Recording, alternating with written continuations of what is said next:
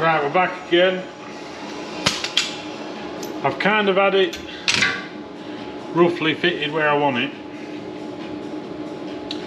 it. Just double check we're about there. We might have to make some final adjustments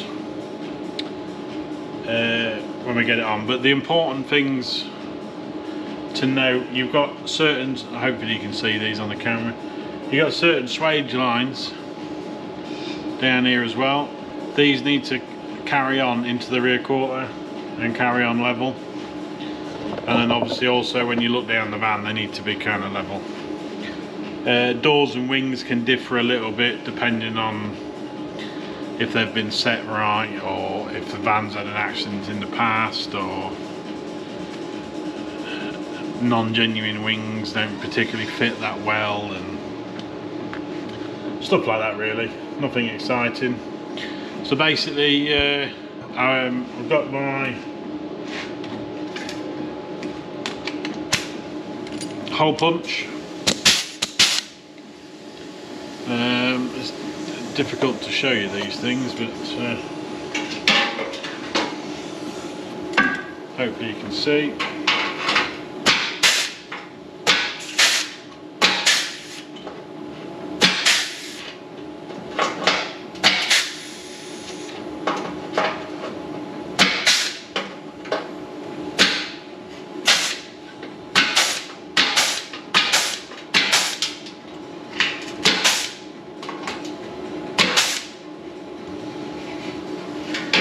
So what we're doing is we're just hole punching. Hopefully you can see that. You see the little holes? Yeah, just. So they're going to be, we're basically going to weld through them, like puddle weld if you like. Because they need to be ground back, that's where your light goes and everything like that. So we can't have any weld showing there.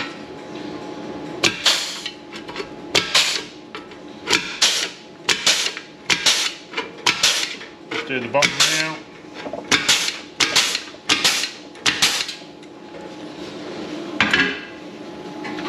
Right, hopefully you can see.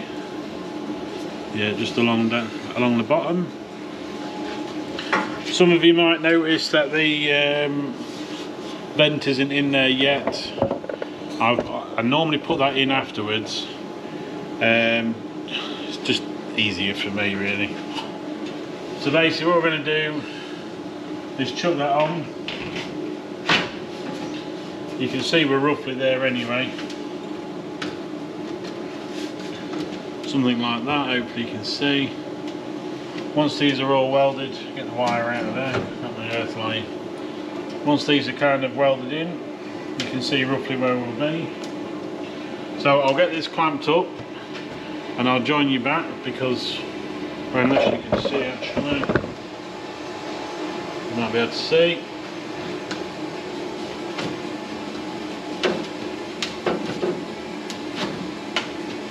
So I need to get that kind of where we want it. Clamp that one up.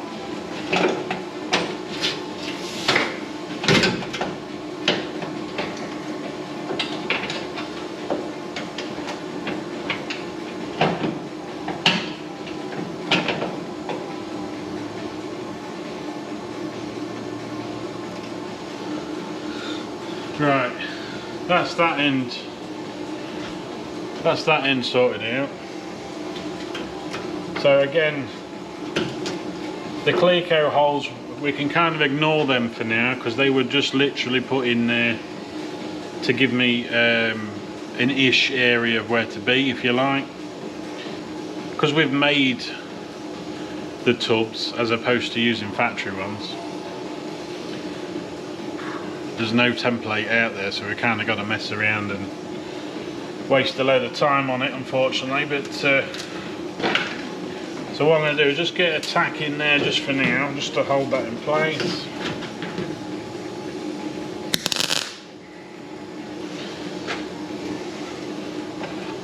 Right, and then I'll show you now. Take the camera off of that. So you can basically see we've cut a line down here. Hopefully you can see there's just a very faint line. What that allows me to do is obviously a bit of expansion, but it also allows me to, if I need to push in, I can push in. If I need to lift out, I've got like this little steel working tool, if you like. There's the part number if you want one. Super strong. Yes, I have bent it. It was meant to be really strong. So these underneath here, these will clamp back up before we start welding, but these are the plug holes, so we'll clamp that up tight against there. It wants a quick tap up anyway because it's not quite in shape there. This one's clamped up on the edge just to hold that, and then you'll see we'll push that back in, and that'll kind of give us roughly what we're after. So again, what I'll do is I'll just put a very small little tack on the side there just to hold it in place, and then we can cut down this line. Hopefully it shows, but we can cut down that line then all the way down, and then everything matches up nicely. Hopefully you can see that. Weld that in, which is what we're after. All the swage lines will line up. Hopefully that makes sense. So some of these rear quarters and that, you can get better ones. I tend not to worry too much about it. Sorry. I tend not to worry too much about them. Thought I had somebody here then. I tend not to worry too much about them because we're going to chop them all up anyway. I'm not using the edges in here. I'm using some of that back edge. I'm more concerned about this swage up here, this line that runs all the way along. I want that right. Any bits of discrepancy can be cut, manipulated into space, if you like, well, into where we want them. Yeah, so then we're going to try and get everything level, make sure it looks nice, and then start welding in. So I'm going to get this clamped up. When we've got it all exactly where I want it, I'll come back and show you a bit more.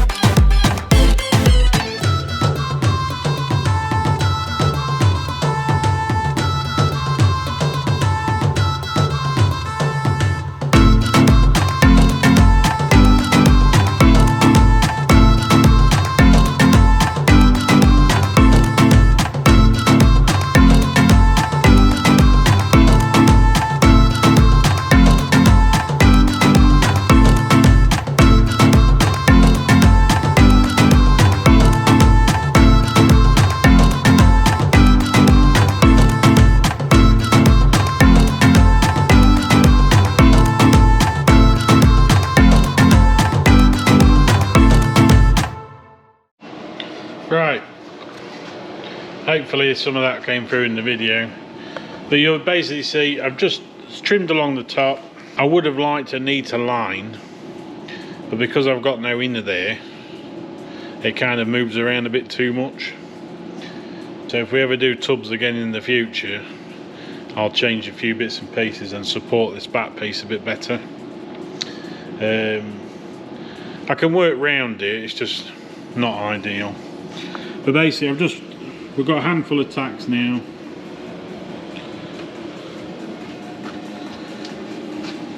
It's pretty neat anyway. I just like stuff straight. It's just me whining. So you see this is all clamped up now.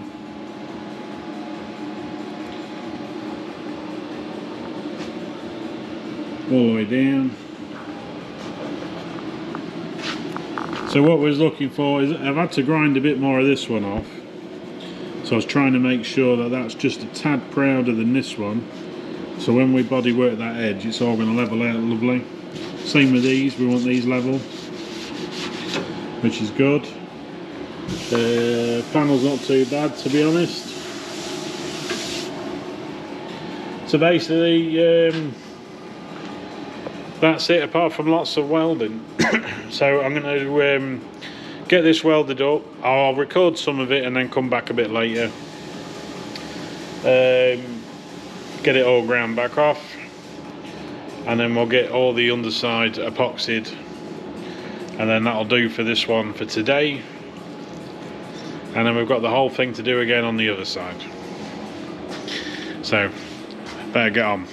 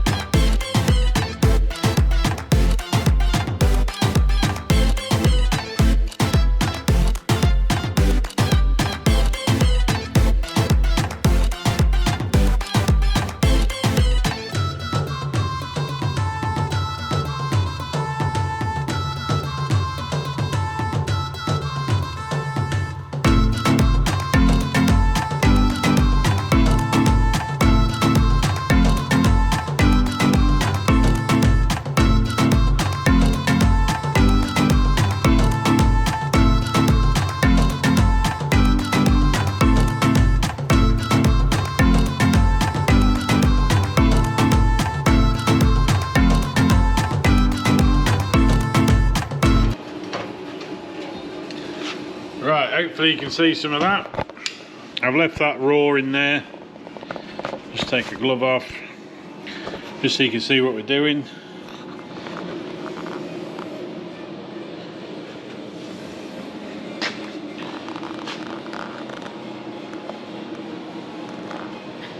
So basically what I've done is I've just worked my way down. Hopefully you've seen it anyway, but I've worked my way down like every inch. So I've tacked it every 6 inches if you like, just so we know where it is. Then I've gone back and about every inch, done a little bit on that corner, and then I've basically come back and filled the gaps in to a degree, but we've still got some gaps in between. So what I'll do is I'll let that cool, but while that's cooling we'll lift the ramp back up. We can start welding at the bottom and down that bottom edge and on this side here, and then when that's cooled back down we'll come back up there, have another pass over it, let it cool down, have another pass, do some grinding, and then hopefully that one's about there. So I've shown you that bit, so I'll turn it off now and then I'll carry on and then I'll cut back in again. Right, back again. So what I've done is I've mixed up some epoxy. I've got a shitty brush.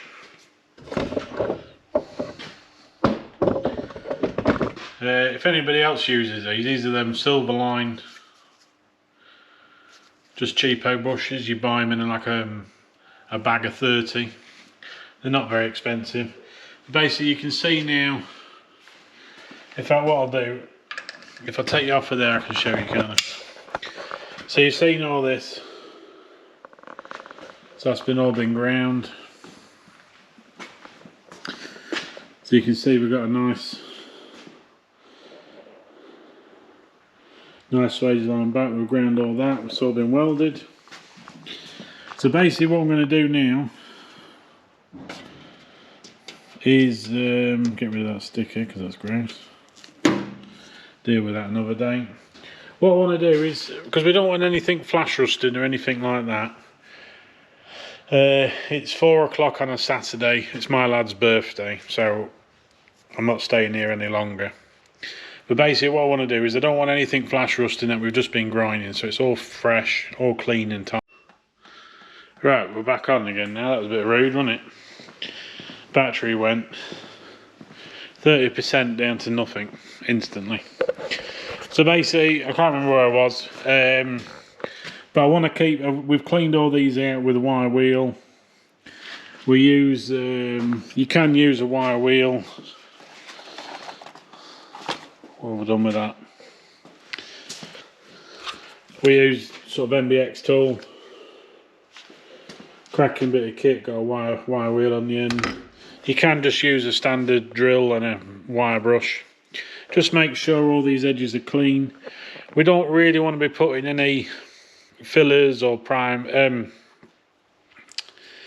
sealers and stuff like that, unless they're specifically designed for it, direct to bare metal. And like I said, it's late on a Saturday. I'm not normally here this late. I've just been trying to get this done, and then so I don't want any flash rusting inside here, and I don't want to have to keep cleaning it out every time I want to do something. So basically just mix a bit of proper epoxy, 2K epoxy, get a coat on all of your weld areas and all your seams, and then I'm going to fill some in underneath the wheel arch that we've already seen. So I'll just show you a little bit, but it's kind of self-explanatory.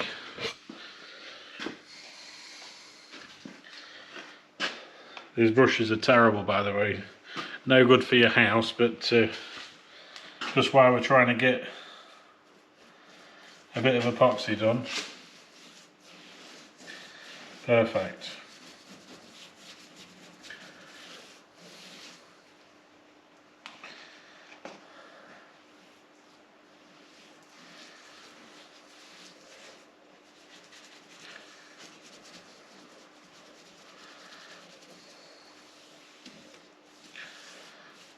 So it doesn't have to be super neat or anything like that. You're just literally covering your weld.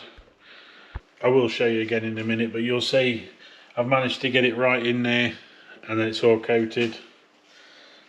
So I'll just do these up here. Now this is going to be sanded, so don't be worried about brush marks or anything like that. This is just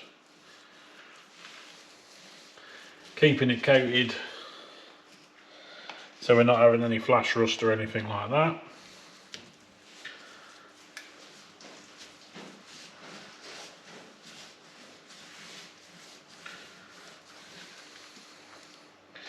It is a bit messy though doing it this way, but thing is, if I spray it on, I then have to like mask everything and loads of messing around and stuff like that, so it's easier. hopefully you can see. Can you see that? You might be able to just see that, I think. Yeah, so you can just see, I haven't touched the panel. I've just literally done up here, look, straight down. So that's all seams are going to be coated.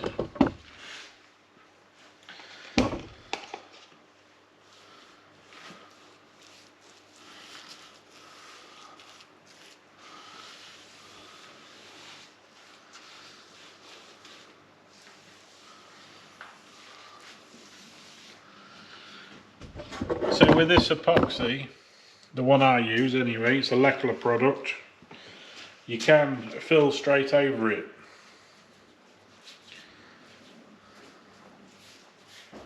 So what we'll do is we'll just give that a good sand, because we've got to sand this coating off anyway. We'll give that a good sand before we what's that?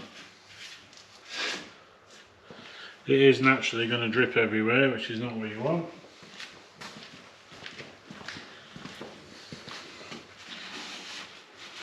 I'm just throwing it everywhere as well. Perfect.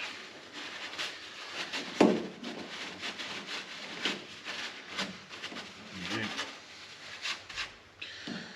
Beautiful.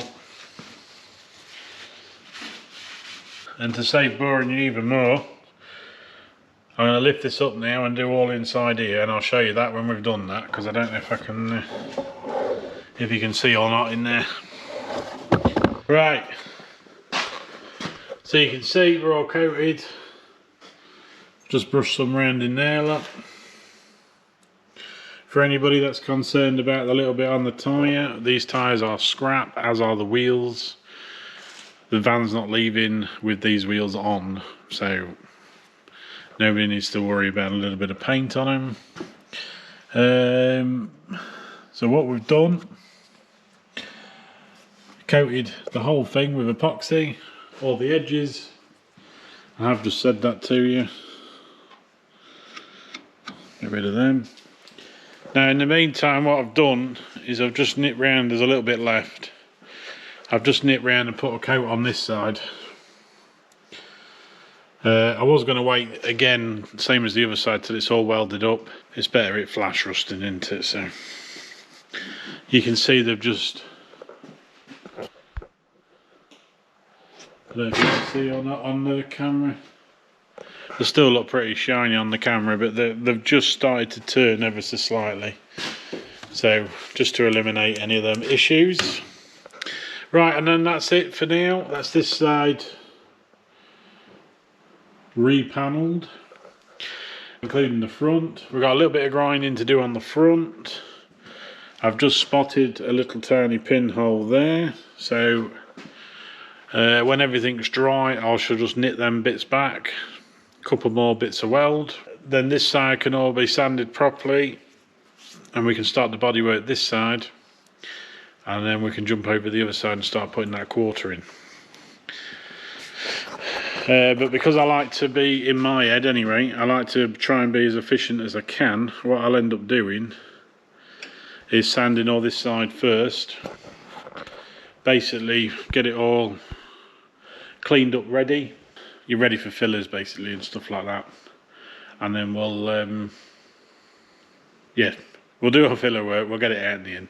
We'll do our filler work, what bits we have of that, we can prime that, deal with that, we can seal everything. All down these edges need brush sealing. All inside here where it's been welded on the inside, they all need to be sealed up properly, but I'll show you that as well. So basically what we'll do is we'll seal it, brush the seal so it's all nice and flat and pushed in nicely, and then we'll get all that stone chipped. Once we've welded this piece back on, which does seem a little bit backwards, yes you are right, but the customer had a change of mind and actually wanted them back on, so we're just waiting on them turning up. I think I've already mentioned that. So when they're in, we can just clean up an edge and then get them welded back on. It's not a problem, I just didn't want to stop, so I don't want anything holding me up, so I can still get everything else done and then just come back and concentrate on that little bit afterwards. We need to put the vent back in as well, which is very important. For those of you that don't know, I've got, he said, this is basically it. Now these, excuse my camera angles, but these fit basically something like that. That variant. So basically what that allows is the air needs to escape in the van. So when you shut a door, they'll flap open and then the air pressure inside will fly out of them, so your door shuts properly. You'll notice a lot of people that convert vans, they insulate and block these things up. They're there for a reason, and then they struggle to shut their sliding door, for instance, or their front door without a window open or another door open, because the air needs to go somewhere. So don't cover them up. Air needs to go somewhere, but you're making yourself a problem by doing it down the road, like, you know. So I either put some more vents in. If you've got gas, you should have floor vents and stuff anyway, so that'll help if you've blocked them up with your insulation or boarding, that type of thing. So right, well that's it anyway, otherwise it'll be more waffle. And thanks for watching. Thanks for all the new subscribers, by the way. Hello. If you're liking these things, don't forget to like, share and subscribe. Subscription is free. YouTube don't charge you for any of that, which is nice. Right, and I'll catch you on the next one where we're on the other side. Bye for now.